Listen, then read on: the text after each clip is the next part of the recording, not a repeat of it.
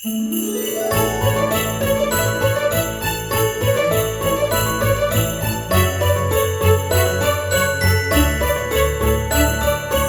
and welcome to A Very Explosion Network Christmas, our podcast dedicated to the merest of holidays. The festive season with films about Santa, snow, or being left home alone, the time of year we all come together and argue if Catch Me If You Can is a Christmas movie. I'm your host, Ashley Hobley, and helping me grow my heart 3 sizes of Christmas cheer is Dylan Blight. No. But it's not. What, because it takes place like there's Christmas in it? He calls him every Christmas, you know? Yeah, but... Like, yeah, some families only call each other Christmas. Yeah. No, okay. I'm saying no to that one. On this episode of A Very Explosion Network Christmas, we're talking about the finale of the Santa Clauses Season 1. Chapter 6, A Christmas to Remember, directed by Katie Locke O'Brien, written by Hayley, Frazier, and Emalee Burditt. The Calvins race against the clock to save the North Pole and Christmas. Dylan, what did you think of the season finale of the Santa Clauses? I mean, like, by the time we got to the season finale, I felt like it was, you know, like it was sort of predictable the direction the show was going to go, but it was still a fun, wholesome final act, I guess, to the show. And even though everything just sort of went the way it was going, remember, by the time we got to like the last, that 5-10 minutes where they're all like, they travel around and the kid kisses the girl and whatever else, all that sort of stuff, I was like, oh, I hope they do more of this. And then, like, a couple hours after I finished watching it, they announced season 2, so I was like, I made it happen. I think we're going to take credit for, you know, pushing the success of the show.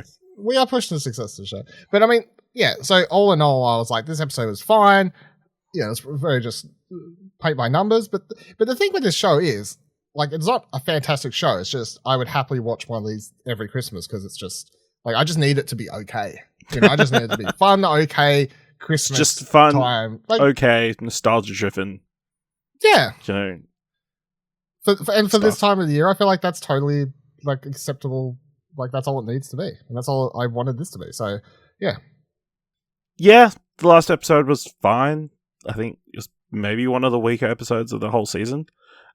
Just because, like you said, it was very predictable and, like, we kind of knew where everything's going. The stakes had already been set. And it's kind of resolved very easily, you know? I mean, we do get to the point where you know, the orb that we've been following this entire time goes completely black. Yep. The world doesn't end. Yeah, and the world doesn't end. He's like, I still believe in Christmas, and then all the elves come back. Yep. All they had to do was hug. All they did was hug. You know? The power of hugs, you know? Sure.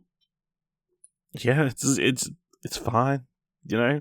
They didn't, you know, they kind of, yeah, they didn't really pay off the season, I don't feel like, in a great way. You know, with this whole threat of Christmas ending. You know? I feel like it was a bit of a cop-out.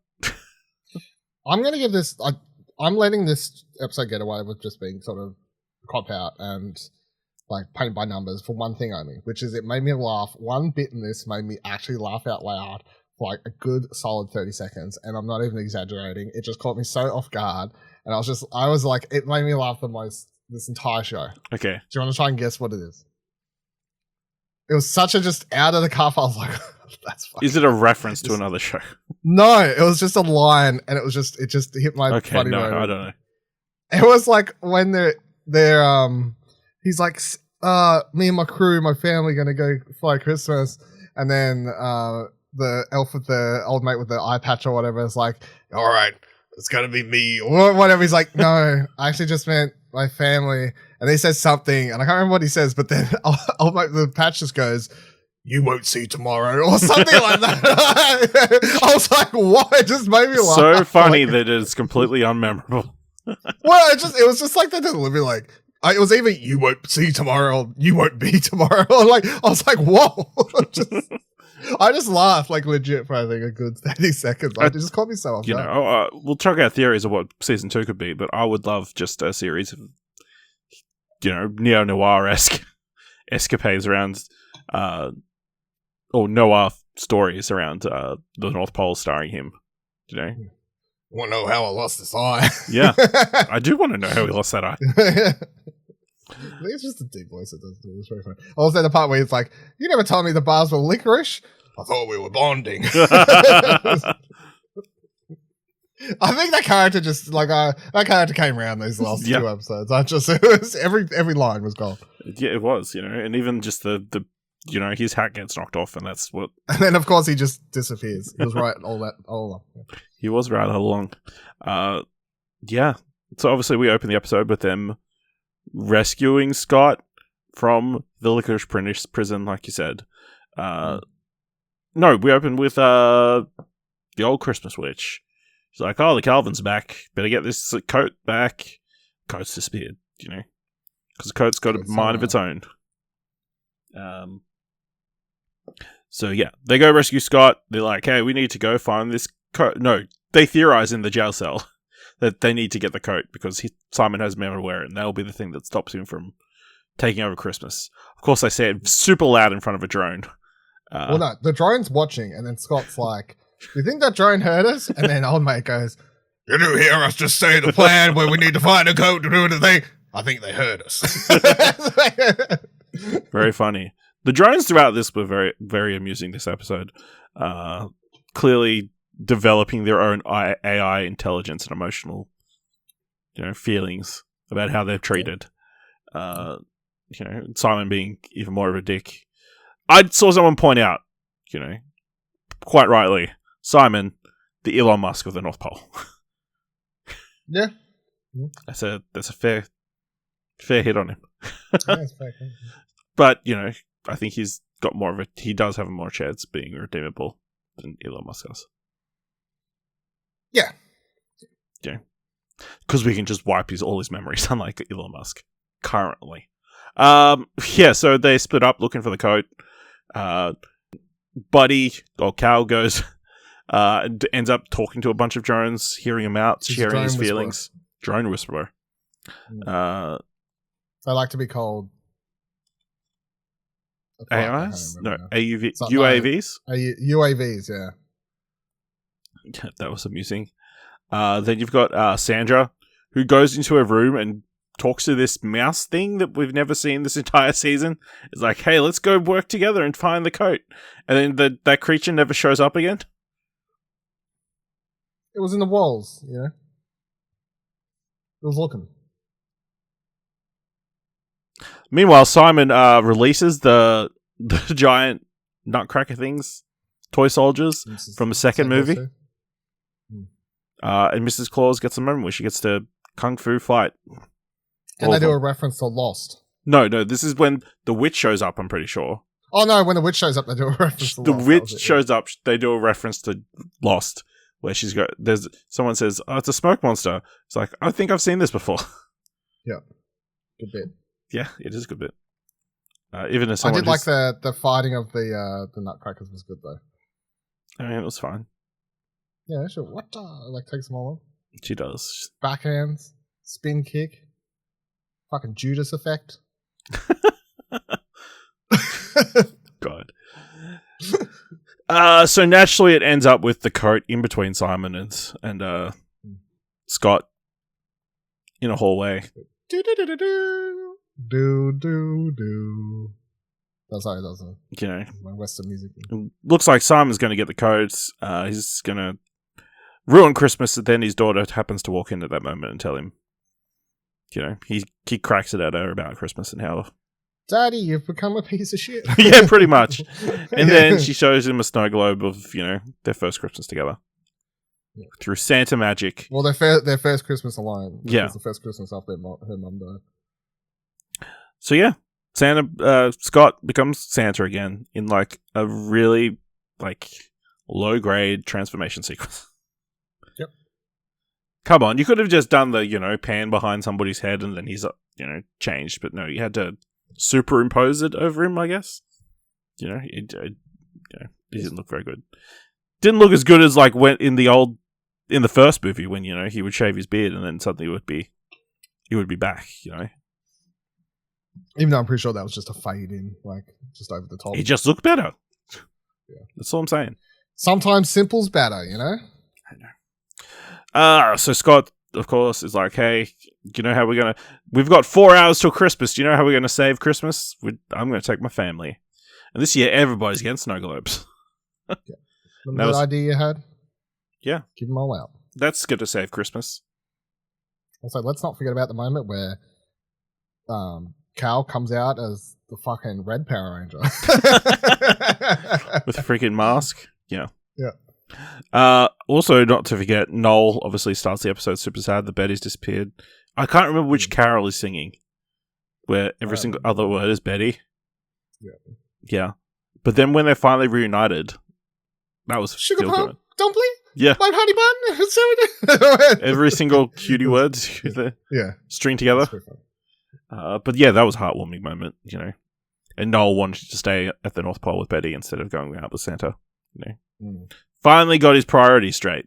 Am I right? So there's no character building this season. Come on. Yeah. So then they go out to deliver all the presents.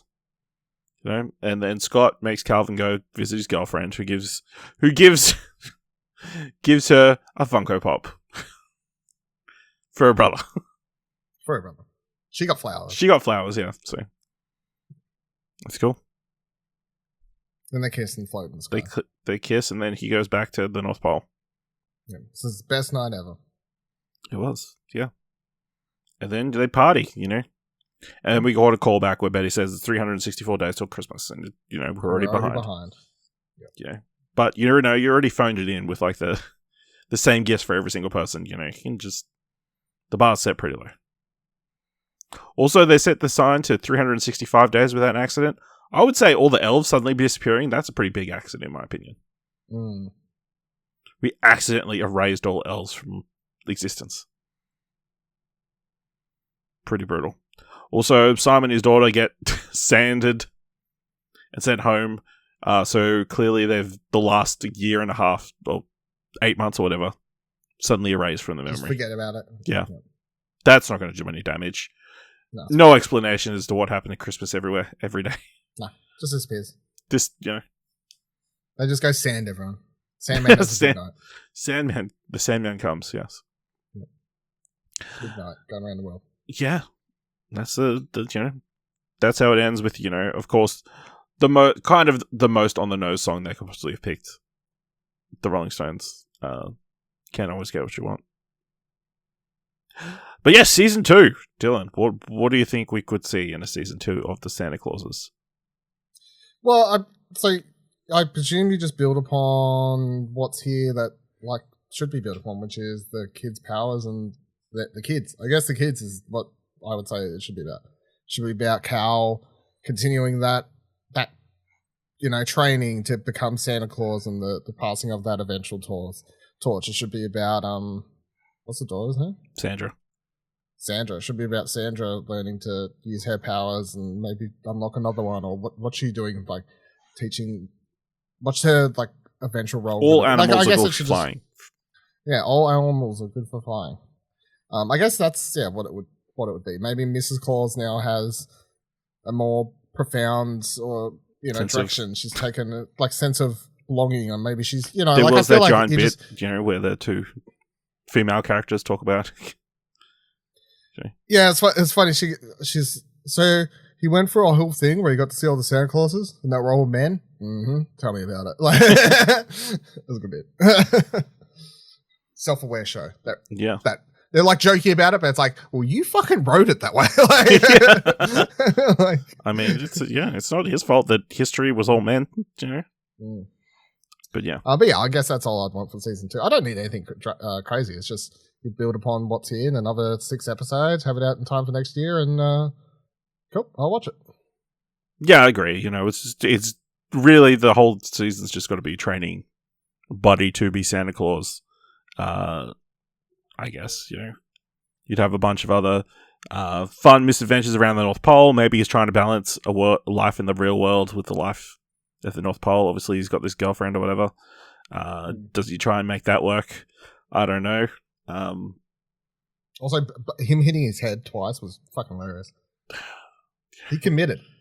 It looked like he committed. He looked like the stormtrooper. Yeah, literally. Yeah. Just build the walls higher. I'm not sure what I want in season 2. Whether it's just family, is there some crazy someone trying to ruin Christmas? some I outside think move force. away from that. Just move away from that. We've done it for 3 movies. Family drama. Do we explore more of the lore of the Santa Clauses? You know? That'd be cool. Yeah. That'd be cool. Yeah. Just explore the North Pole and all the operations of that a bit more. Explain where the elves actually come from. You know? Do we see kid elves? Are the elves from this year going to be too old next year to be elves anymore? Probably. That's the real problem. Probably. They should just start filming it now. Yeah. They should probably bank several seasons while they can. Alright, any other thoughts on the season as a whole? So the Santa Clauses, does it make the naughty or the nice list? Nice list. And no, I was sort of surprised to see it get a second season straight away. So it must have been doing pretty well. I just didn't, obviously, I didn't know. It must have done well, or they had plans to do a second season. Yeah, but if it bombed, they wouldn't have done a second season. I guess, yeah. I'm not saying it doesn't need to do super well, but it done well enough to say a second season can happen. Yeah, I think, I don't know. I don't think I've seen much discussion around the Santa Clauses, but it's not really something for film Twitter. Critical discussion around. Yeah, it's not something for film Twitter. Even though families are watching it. Even though numbers on the podcast that we've discussed the Santa Clauses have done reasonably well, so surprisingly, people want this people are into Christmas. Santa Clauses it's content. All right. All right. Let us know what you thought of the Santa Clauses by going to explosionnetwork.com/Twitter or jump to Discord at explosion.com/Discord. If you want to help us out here at a very Explosion Network Christmas, leave us a review on Apple Podcasts or on Podchaser. Leave us 5 stars anywhere you can leave 5 stars. And if you really enjoyed this episode, thought it was worth $1, head on over to our Coach page at explosion.com/support. Thank you very much for listening. Until next time, remember, they prefer to be called Chopper, Razor, the Hooster, Atomic, Hotshot, Pretty Boy, Airbender, and Steve.